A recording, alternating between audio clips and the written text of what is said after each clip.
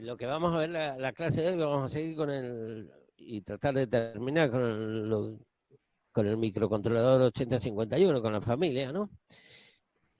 Va, con los principales componentes de la familia o los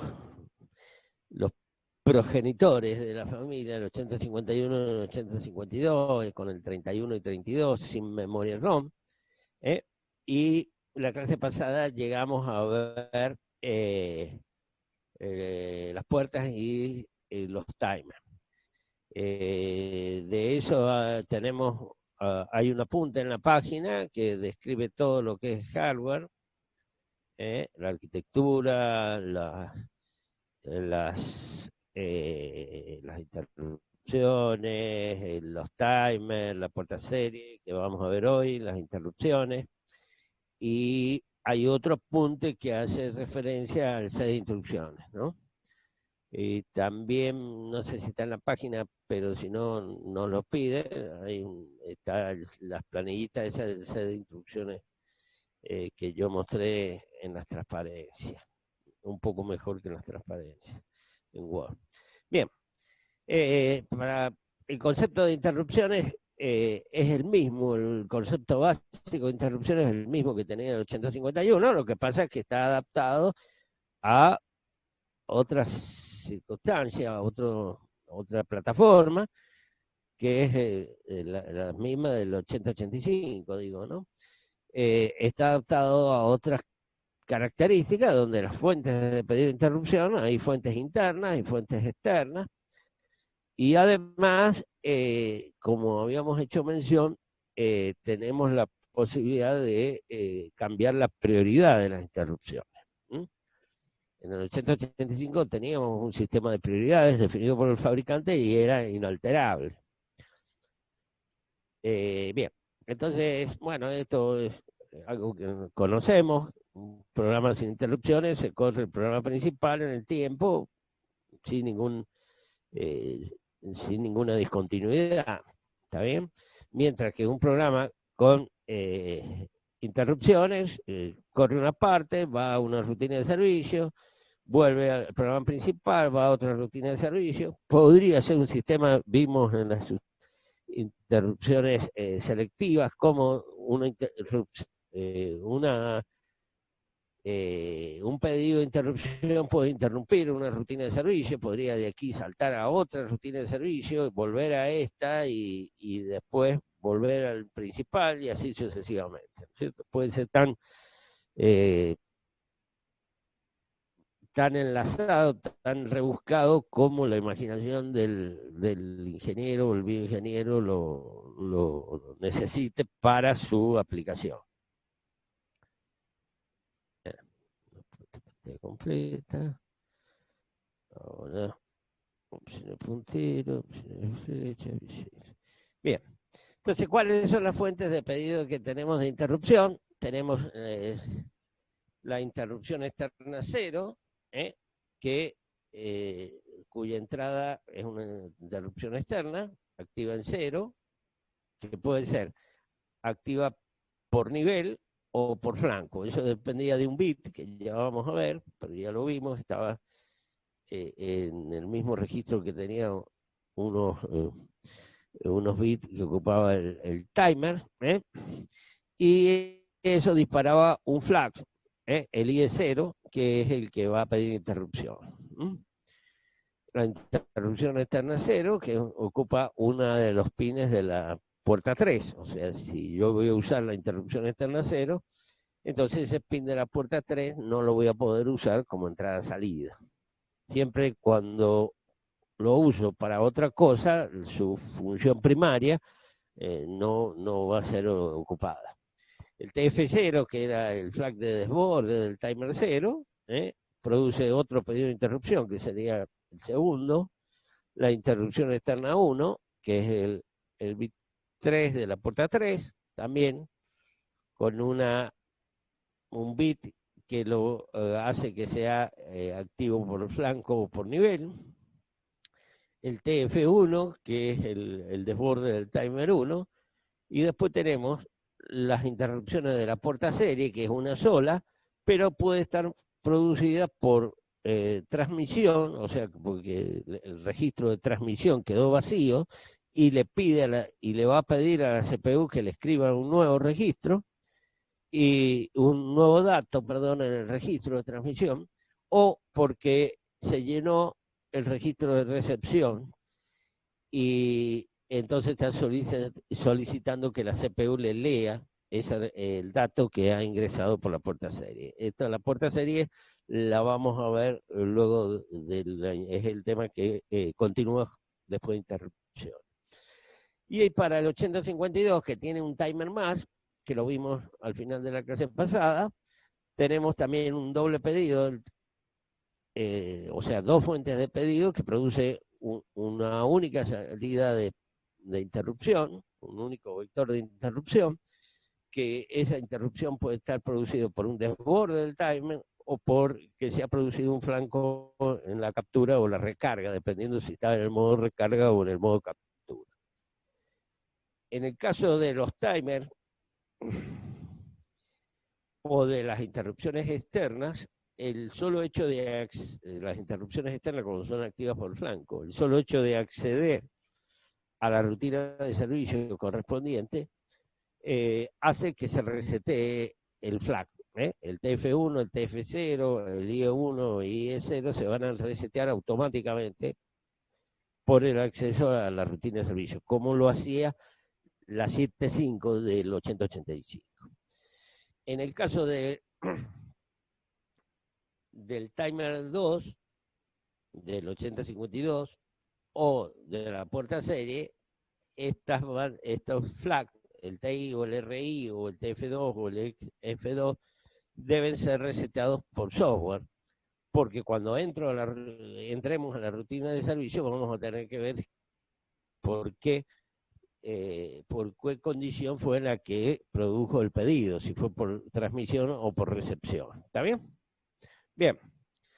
Entonces, este es el esquemita. Aquí estaban lo mismo que vimos recién, las fuentes de pedido, en el caso del 8051, y después viene esta configuración que es bastante interesante, pero es bastante fácil de visualizar. Cada una de las fuentes de pedido, incluida en el 8052 las correspondientes al timer 2, que se puede ver aquí, cada una de las fuentes de pedido tiene su propio bit de habilitación, un bit de habilitación individual, que trabaja a revés del bit de máscara del sistema que trabaja el sistema multilínea del 8085. O sea, en el 8085 le poníamos un 1 en la máscara, no lo veía.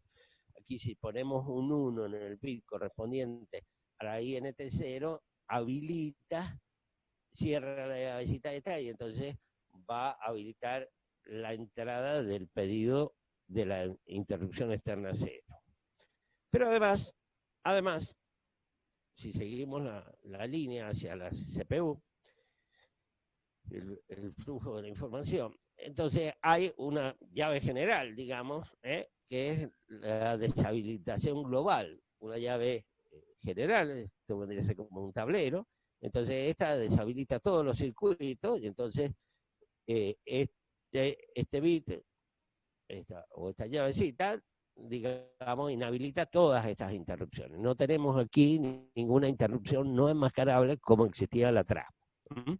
Todas son, digamos, para que funcionen, tienen que estar habilitadas. Tienen que tener la habilitación global y además la habilitación individual de cada una de ellas. Pero además, cuando vimos las características al principio, se hizo notar que había un registro de prioridades, o sea que habían dos niveles de prioridades. ¿Qué significa eso? En principio, con un reset, después del reset, todas las líneas de pedido se conectan a esta banda de las interrupciones de baja prioridad. Pero, y entonces, el orden el orden de escrutinio o cómo va a preguntar, por quién va a preguntar primero, que va a ser eso lo hace internamente,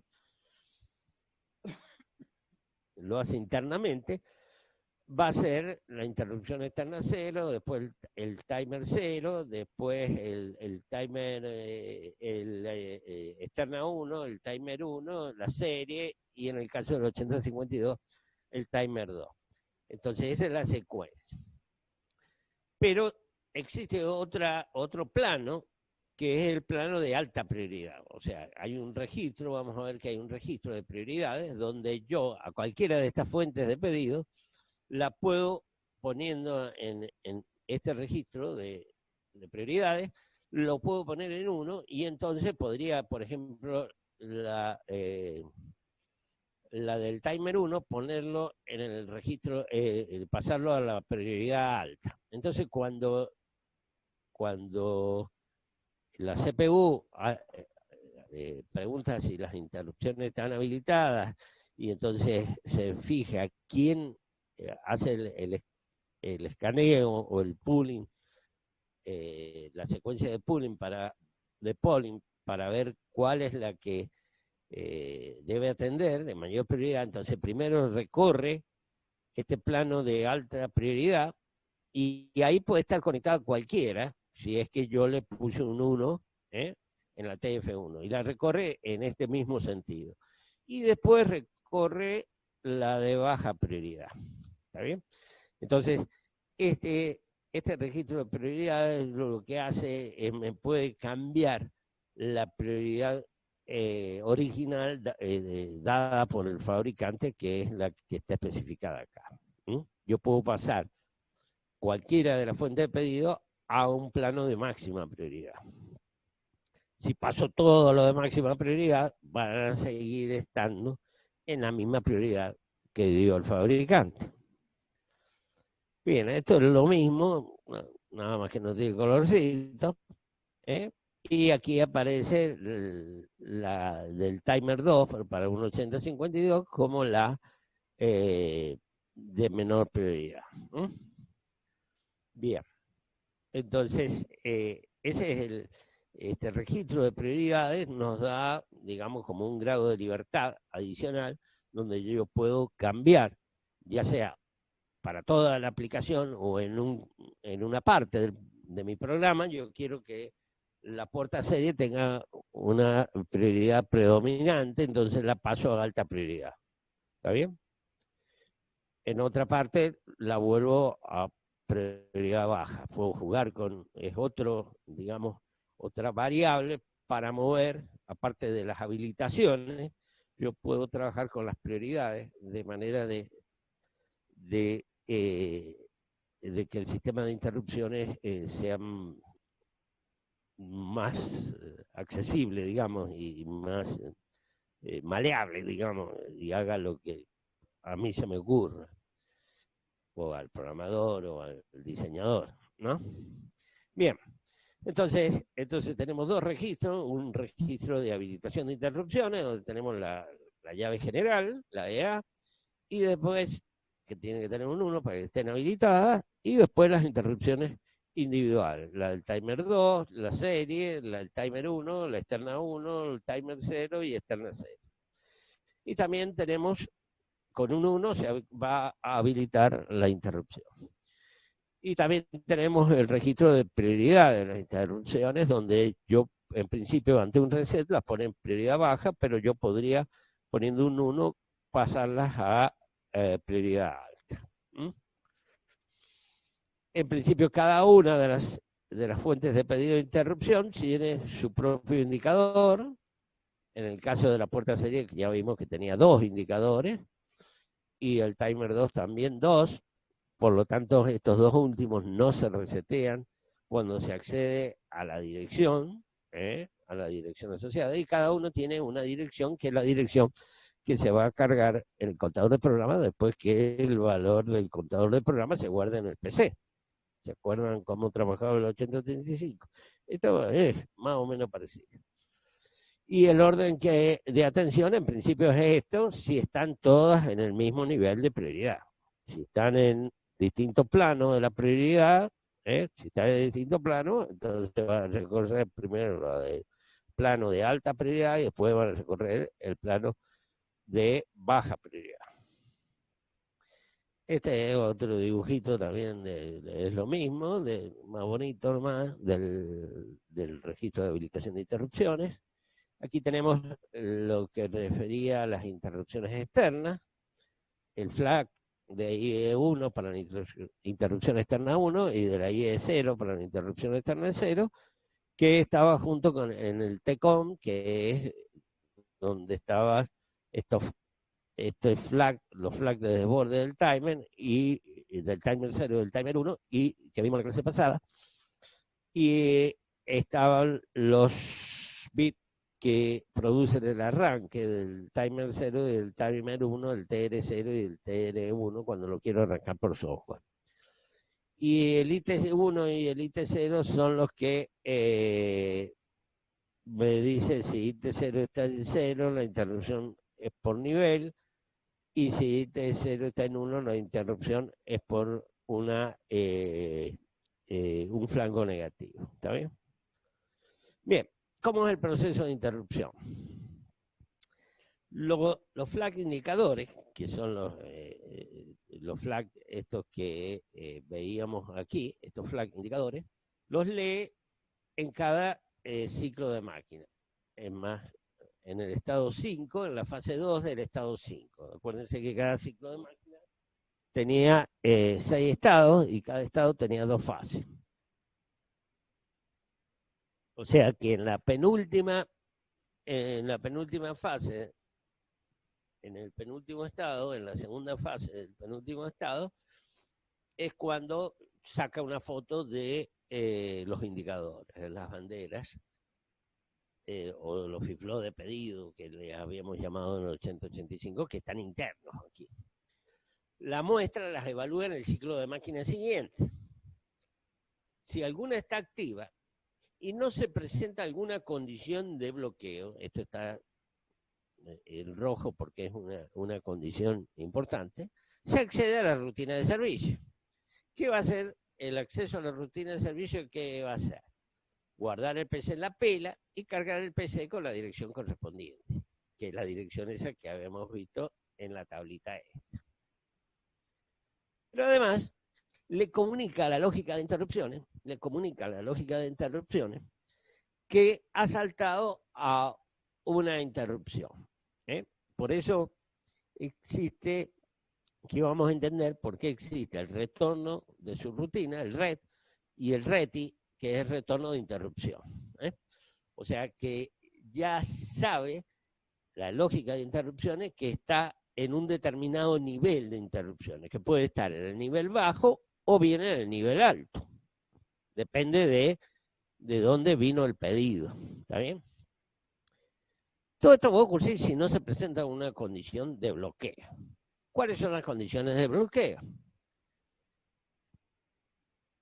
La bifurcación a la rutina de servicio va a estar bloqueada, o sea, el ciclo de máquina, si el ciclo o sea, no va a ir a la rutina de servicio, no va a guardar el PC en la pila, ni le va a avisar ni va a aceptar la interrupción, le va a avisar a la lógica que se aceptó una interrupción. Si el ciclo de máquina que está en curso corresponde a una instrucción que pertenece a una rutina de servicio de igual o mayor prioridad que la que pide atención. O sea, quiere decir que si está en una de nivel bajo y la que pide es de nivel bajo, no le va a dar, se va a bloquear, no le va a dar curso. Sí le daría curso si está en una rutina de servicio de nivel bajo y la que pide es una de nivel alto, referida al registro de prioridades. No por esto se está refiriendo al registro de prioridades, no a la prioridad que está dada por el fabricante para un mismo nivel. Otra condición es que la instrucción que se está ejecutando sea un retorno de interrupción o una escritura en los registros de IE o IP. O sea que si justo el programa principal está modificando el sistema de interrupciones, o sea, está cambiando la habilitación de las interrupciones, de alguna interrupción, o el registro de prioridades, o bien se está retornando de una interrupción, entonces eso es una condición de bloqueo. O bien también otra condición de bloqueo es cuando el ciclo de análisis no es el último en la instrucción en curso. Por ejemplo, cuando vimos las instrucciones, vimos que la multiplicación y división, si bien ocupaba 4 ciclos de máquina, si bien la mayoría de las instrucciones ocupaba un solo ciclo de máquina, hay algunas que ocupan más de un ciclo de máquina, 2, y en el caso de esta, multiplicación y división, ocupan 4. Entonces, si justo es el primer ciclo de máquina, entonces va a tener que esperar hasta que termine, sea el último ciclo de máquina para darle curso a la interrupción. La condición 2 garantiza 2 cosas. La ejecución de por lo menos una instrucción luego de modificar el IE y el IP, dando prioridad al programa en curso respecto al que pide atención. O sea, si yo voy a modificar el esquema de prioridades, entonces puede ser que al modificar el esquema de prioridades o de habilitaciones, entonces ya esa que me está solicitando atención no deba atenderla, ¿está bien? Entonces es como darle prioridad al programa que se está ejecutando, ya sea una rutina de servicio o bien el programa principal. También la segunda condición por el RTI asegura que una instrucción del programa principal se va a ejecutar luego de un retorno de interrupción, antes que la interrupción de igual o menor prioridad sea atendida, que es la condición 1. ¿Está bien? Bien. El retorno de interrupción, ¿qué hace? Recupera el PC y avisa a la RTI de que ha venido un retorno de interrupción a la lógica de interrupciones. O sea, si yo pusiera un red, va a recuperar el PC.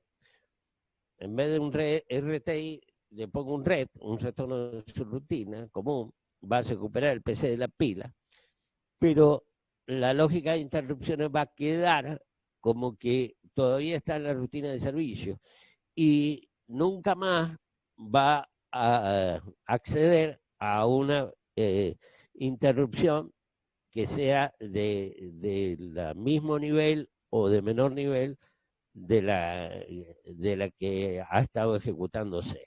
¿Está bien? En el caso de un bloqueo, ¿qué va a pasar?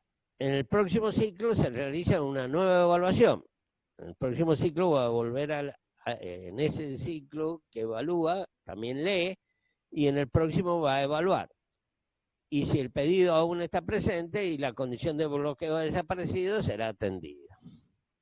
El tiempo de respuesta va a depender de dónde se produjo la interrupción. O sea, si estaba ejecutándose una rutina de servicio de igual prioridad que la que pidió atención, entonces tendrá que esperar que termine esa rutina de servicio, el tiempo de respuesta.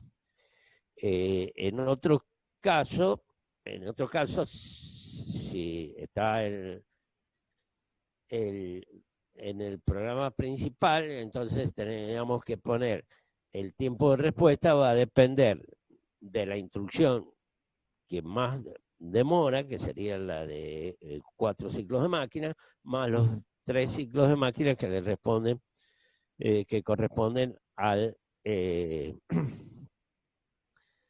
al reconocimiento de interrupción, que es el análisis y guardar en la pila. Por estas condiciones de bloqueo, teniendo en cuenta estas condiciones de bloqueo, entonces el fabricante plantea un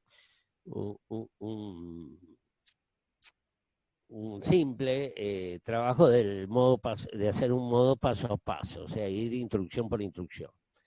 Entonces, en el programa del usuario, uno programa la interrupción externa 0, ahí vamos a poner una tecla, y ahí las interrupciones externas cero se programan por nivel. Entonces, va a ejecutar una instrucción, lo vamos a alargar nuestro programa, y cuando habilita las interrupciones externas cero, se va a ir si aprieto la tecla, va a ir a la interrupción externa cero. Ahí se queda esperando que yo largue supongamos que la tecla se activa con un cero. Cuando aprieto la tecla, un cero. Entonces se va a esperar que yo suelte la tecla. De ahí va a ejecutar ahí en esa rutina de servicio, la interrupción externa cero, por ejemplo, en los sistemitas de desarrollo podrían mostrarnos en algún display o a través de la puerta serie, podrían mostrarme los registros, que es lo que hace el sistema de desarrollo, ¿no? Y cuando está de nuevo en cero, o sea, se asegura, estando en la rutina de servicio, espera hasta que se produzca de nuevo otra interrupción, otro pedido, como es por nivel, y cuando, si está el pedido presente, no se va a autointerrumpir, porque está la condición esa de bloqueo de que una interrupción no puede interrumpir un pedido de interrupción a una de igual nivel. Entonces no se puede autointerrumpir. Entonces, espera el retorno de interrupción. Viene el retorno de interrupción. Como viene una RTI, que también es una condición de bloqueo, que hace que ejecute por lo menos una instrucción del programa principal, que sería el programa de usuario, y vuelve a interrumpir y vuelve a venir aquí. Entonces va ejecutando de a uno las instrucciones del programa principal, que sería el programa de usuario. Esto lo plantea, está en la hoja de datos del micro, y lo plantea Intel, el usuario, el fabricante, ¿no? De esta condición de bloqueo. Como ven, aquí no deshabilita las interrupciones. O sea, porque nosotros estábamos acostumbrados en el 8085, la 55, 65, 75, o en la trap, que guarda el PC en la pila, carga el PC con la dirección correspondiente y deshabilita las interrupciones. Aquí no, le comunica a la lógica de interrupciones que entró en una interrupción de un determinado nivel. ¿Por qué? Porque tengo dos niveles de interrupción. Entonces, si entré en el nivel bajo, esta lógica de interrupciones va a permitir que vengan interrupciones del nivel alto, va a permitir interrupciones del nivel alto. Y si entró en el nivel alto, no va a permitir ninguna interrupción. Pero después, cuando retorno, tengo que retornar con la RTI para avisarle que a la lógica de interrupciones que ya he vuelto a la normalidad. Este es un poco el diagrama temporal. Aquí viene el pedido de interrupción. Este es el hachado aquí. Aquí es donde es analizado, en este ciclo de máquina. Y estos dos ciclos de máquina son los que le permiten guardar la dirección de retorno, que es el valor del PC, y cargar el PC con la dirección asociada al pedido ese de interrupción. ¿Está bien? Bien. Eso es lo de interrupciones. O sea, aquí, referido a las interrupciones, hay que tener en cuenta que tengo un bit de habilitación global, un bit de habilitación individual, y además, bueno, que los flags de pedido se resetean con el solo hecho de acceder a la rutina de servicio, y en el caso de la puerta serie, el timer 2, no, porque hay un doble pedido, digamos, puede venir por dos circunstancias, por recepción o transmisión, en el caso de la puerta serie, y entonces tengo que, por software, analizar cuál fue, dándole prioridad por software, y resetearlos por software. ¿Está bien? Bueno, vamos a ver ahora la puerta de comunicación serie del 8052.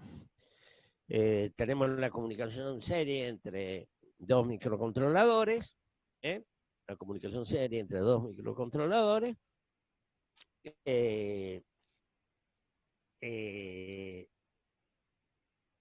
Aquí sería a través de un solo cable y con masa, con la misma masa, entre un transmisor y un receptor. Esa comunicación serie puede ser asincrónica. Nosotros hemos estado trabajando por ahí en algunos problemas con comunicación asincrónica muy elemental, o sea, cuando viene un flanco, viene por otra, en una línea, aparecen por otra línea el dato en forma serie con un cierto tiempo de bit, que sería la inversa del baud rate, de la frecuencia en general. Tiene un bit de comienzo, que es el bit de start, n bit de datos, puede ser distinto, depende de cómo se ponga de acuerdo el transmisor y el receptor. Generalmente el primero que viene es el bit menos significativo y después van los otros. Y al final va a ir optativamente, es optativo esto, un bit de paridad, por el bit de paridad ese que aparecía en el registro de estado, que para indicar si es una cantidad par o impar de unos, los que conforman el dato. Es una forma de fácil de detectar fallas, unos errores. No es infalible, porque si cambian 2 bits sonamos. Y un bit de stop, que es uno en uno, que es el fin de bit de fin. Por ahí se suelen usar 2 bits de stop, eso depende. Aquí está otro esquemita, el bit de start, los bits de datos, que son 8 bits, que pueden estar en 0 en 1, y el bit de paridad y el bit de stop. El control de errores lo realiza con el bit de paridad. Esta sería una serie asincrónica. El clock se pone en cada uno de los... El emisor y el transmisor tienen su propio clock y deben estar más o menos bien, digamos, ser de frecuencias bastante iguales, ¿no? Bien. También está la comunicación sincrónica, que es que se caracteriza porque el dato es enviado junto con la señal del reloj. En este es más, se permite mayor velocidad de comunicación, va el dato y va el reloj. Tanto transmisor y receptor funcionan con un clock, con una línea de clock. Bien, el 8051 tiene una puerta serie de verdad, o sea, aquí vamos a ver que tiene el registro de desplazamiento que